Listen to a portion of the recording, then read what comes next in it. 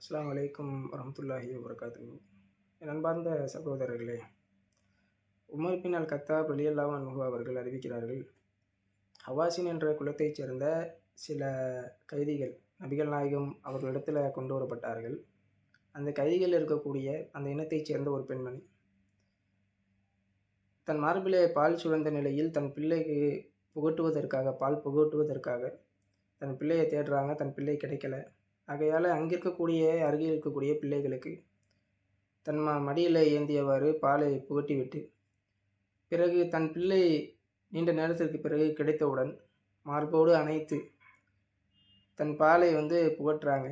அப்படி புகட்டக்கூடிய அந்த நிலையில் நபிகள் நாயகம் ஸல்லல்லாஹு அலைஹி வஸல்லம் அவர்கள் சொன்னார்கள், இந்த தாய் இந்த பிள்ளையை பார்த்தவுடன் அன்போடு அரவணைத்து பால் புகட்டுகிறாங்களே, இந்த தாய் இந்த பிள்ளையை தீயிலிட விரும்புவாங்களா?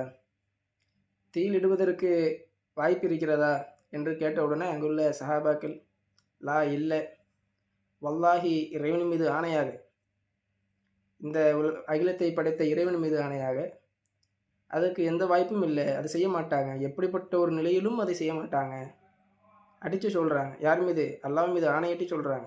அந்த அளவுக்கு தாய் மீது நம்பிக்கை. அதை சொன்னதுமே அல்லாஹ் சொல்கிறாங்க, இந்த தாய் இந்த பிள்ளை மீது இந்த அளவிற்கு அன்போடு இருக்கிறாங்களே, இந்த அன்பை விட இறைவன் தன் அடியார்கள் மீது அதிக அன்போடு இருக்கிறான். இந்த தாய் காட்டக்கூடிய இந்த உலகத்திலேயே இருக்கக்கூடிய அன்பிலை பெரிது என்று சொன்னால் தாய் அன்பு தான். தாய் காட்டக்கூடிய பிள்ளை மீது காட்டக்கூடிய அந்த அன்பு தான். ஆனால் அல்லாஹ் சொல்கிறாங்க, இந்த தாயை விட தன் அடியார்கள் மீது, தன்னை வணங்கக்கூடிய அடியார்கள் மீது இறைவன் அதிக அன்பு வைத்திருக்கிறான். ஆகையால் இறைவனுடைய கருணையில் நம்ம என்ன செய்யக்கூடாது? சந்தேகப்பட வேண்டாம். இறைவன் நம்மை என்றுமே விட மாட்டான். அதாவது நம்பிக்கையோடு வாழக்கூடியவர்களாக நாம் இருப்போம். இதே போன்று தினமும் ஏதாவது ஒரு ஹதீஸ்களை நாம் உங்களிடத்தில் சொல்கிறதா இருக்கிறோம். ஆகையால் இந்த வீடியோவுக்கு சப்போர்ட் பண்ணுங்கள்.